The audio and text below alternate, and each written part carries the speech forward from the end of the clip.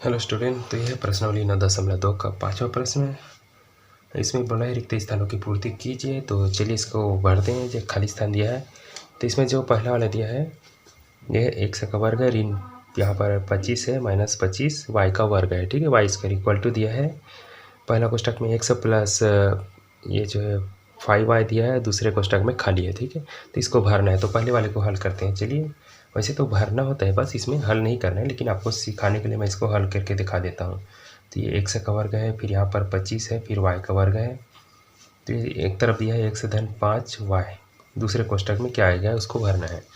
तो देखिए जो ये है ना, a का वर्ग ऋण b का वर्ग वाला फार्मूला बना हुआ है। देखिए a का वर्ग ऋण b का वर्ग, इसमें ये सर्वसमी का है। तो इससे क्या होता है, एक बार इसको प्लस में लिखते हैं a धन b, और एक बार जो है माइनस में लिखते हैं।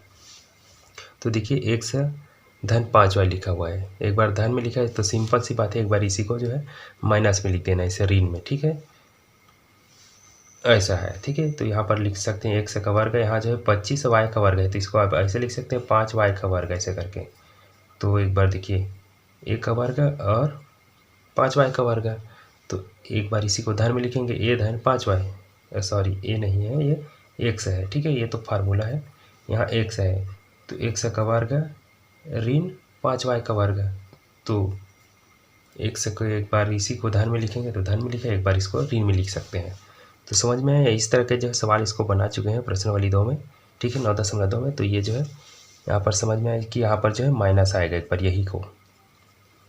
ठीक है, समझ में आया होगा। चलिए इसका जो है बी वाले को हल करते हैं। ठीक है, बी वाला में क्या होगा, देखिए ये जो है x का वर्ग है, फिर यहाँ पर 6 है, x का वर्ग, फिर 6x है, फिर प्लस में 9 है। यहाँ पर एक बार x प्लस दिया है, खाली स्थान दिया है, उसके बाद जो है खाली स्थान दिया है, फिर 3 दिया है। ठीक है, तो ये क्या होगा, देखिए जो है इसके जो a का वर्ग है ऋण b का वर्ग वाला फार्मूला होता है, यहाँ जो पूरा प्लस प्लस दिया है तीनों पद में। ठीक है, प्लस है, तो इसको जो है चेंज करके देखेंगे तो जो है इस पहले से पता चल गया कि दोनों में प्लस होगा। तो सिंपल सी बात है, ये जो है a प्लस बी और ये प्लस बी वाला सर्वसमीका से बना हुआ है। ठीक है, तो एक बार जो है इसको प्लस दिया है और इस बार जो क्या आएगा, तो सिंपल सी बात है, इस बार 3 आया है तो इस बार भी 3 आएगा। ये जो पहले में x आया है तो सिंपल से इसके भी पहले में x आएगा। आपको यकीन नहीं है तो इसको चेंज करके देख लीजिएगा। ये जो है इसके बराबर होता है a का वर्ग धन 2ab धन b का वर्ग, ऐसा वाला है। ठीक है, तो यहाँ पर a की जगह में x है और यहाँ पर जो है b की जगह में 9 किसका वर्ग होता है, 3 का वर्ग होता है। तो ये इसको अलग अलग करेंगे तो x a बराबर x हो जाएगा और b बराबर जो है 3 आएगा। ठीक है, तो इसी को प्लस में लिखना है, एक बार नहीं सॉरी 2 बार, एक बार और एक बार और। ठीक है, तो 1 धन 3, दूसरे में भी 1 धन 3 आएगा। तो सिंपल सी बात है, यहाँ 3 आएगा और यहाँ जो है x आएगा, तो यहाँ 3 आएगा, जो है यहाँ जो है x आएगा। समझ में आ रहा है, ये वाला फार्मूला से ही बना है, सॉरी सर्वसमीका भी बोलते हैं इसको।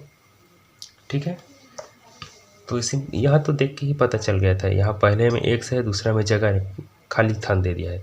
यहाँ पर पहले में खाली स्थान है, दूसरा में जगह दिए 3 दे दिया है।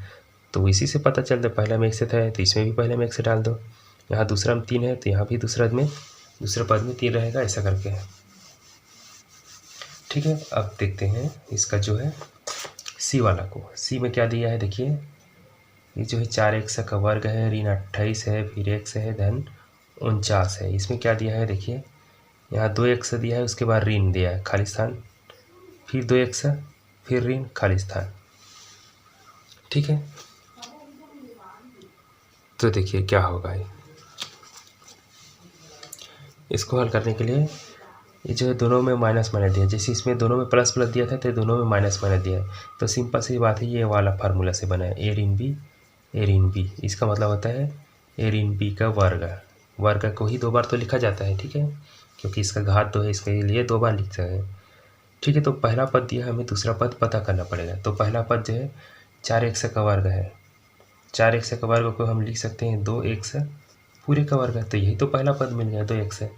तो ये पहला पद है, और जिसका जो b वाला पद है ये a का पद है और ये जो b का पद है, इसको भी वर्ग में बदलेंगे तो 49 किसका वर्ग होता है, 49 जो है 7 का वर्ग होता है। 7 गुना 7 करेंगे तो 49, तो a मिल गया 2x है, तो b क्या मिल गया 7।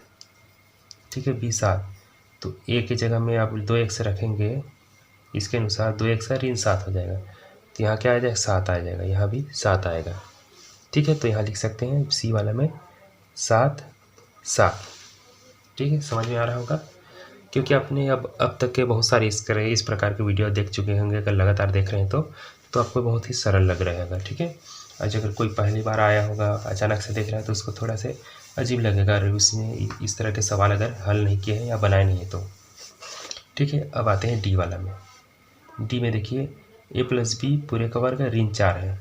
अब एक बार देखिए, एक बार a धन b धन 2 है। ठीक है, दूसरे में पूरा खाली है। तो देखिए ये जो है a का वर्ग ऋण b का वर्ग वाला में लगा हुआ है, बीच में ऋण दिया है और पहला वाला चीज़ जो है वर्ग में, भले वो कोष्टक में है, इसके पूरे को हम a बस मान सकते हैं। इसको b में बदलेंगे तो क्या हो जाएगा, ये जो है 2 का वर्ग लिख सकते हैं, इसको 2 का वर्ग, और इसको जो है तो ठीक है a धन b का वर्ग ऐसे करके। ठीक है, तो इसको क्या करेंगे, एक बार प्लस में लिखेंगे तो क्या हो जाएगा, इसका मतलब होता है ना, एक बार प्लस में होगा ab और एक बार माइनस में होता है ab। तो प्लस में लिखेंगे तो इसको पूरा लिखेंगे a धन b और इसके साथ 2 को प्लस में लिखेंगे। ठीक, दूसरे कोष्टक में a धन b तो रहेगा ही जैसे के तक, उसके साथ ही 2 को माइनस में लिखेंगे। ठीक है, तो पहला वाला हमें पहले से दिया हुआ है प्रश्न में। ठीक है, बुक में। अभी दूसरा वाला को भरना है, तो इसी को जो है ये बनकर बदल कर इसको लिखेंगे a धन b और जो है 2 है वो ऋण में आ जाएगा। ठीक है, तो इस तरह से ये बन गया। बहुत ही सरल था, आप लोग भी कोशिश करके देख लेना, बहुत ही इजी है और इस तरह के जो ऑप्शनल में आ सकते हैं 1 नंबर के लिए। ठीक है, आप नंबर की नहीं, आपको सीखना ज़्यादा ज़रूरी है। सीख रहे होंगे तो आपको जो है आगे क्लास में काम आएगा। ठीक है, तो वीडियो अच्छा लगा तो प्लीज़ लाइक कर देना और चैनल को अगर सब्सक्राइब नहीं किए तो प्लीज़ सब्सक्राइब कर देना। मिलते हैं नेक्स्ट क्वेश्चन के साथ।